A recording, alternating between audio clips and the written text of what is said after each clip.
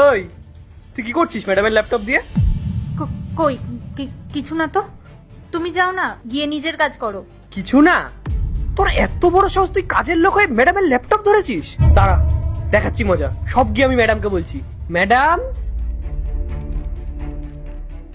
আসুন না ম্যাডাম, আসুন, আপনি দেখবেন, আসুন আসুন আসুন। ওই দেখুন ম্যাডাম।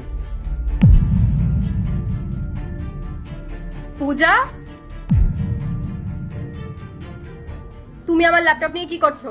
দিদি, ওই একটু কাজ করছিলাম। কাজ? আমার ল্যাপটপে কি কাজ করছিলে তুমি? আপনার অফিসের কাজ করছিলাম। তুমি জানো আমার ল্যাপটপে কত ইম্পর্টেন্ট ফাইলস রয়েছে? আমি একটা ইম্পর্টেন্ট প্রজেক্ট করছিলাম।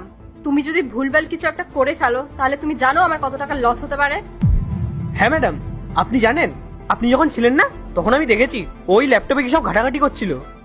আর আমি যখন ওকে দেখে ফেলেছিলাম আর ওকে যখন বারণ করলাম, তখন ও আমাকে কি বললো জানেন? বললো যাও গিয়ে নিজের কাজ করো। আর সেই কারণেই তো আমি আপনাকে ডাকতে গেলাম।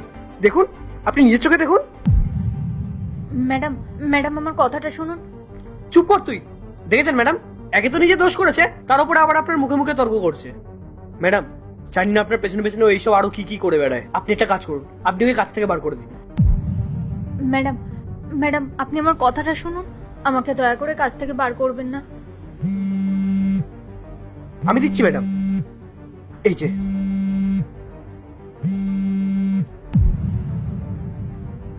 হ্যাঁ মিস্টার চ্যাটার্জি।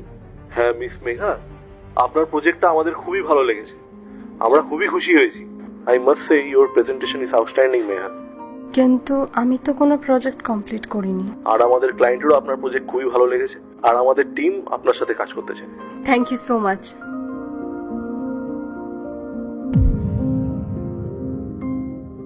পূজা, তুমি কি ওনাকে প্রজেক্টটা পাঠিয়েছিলে?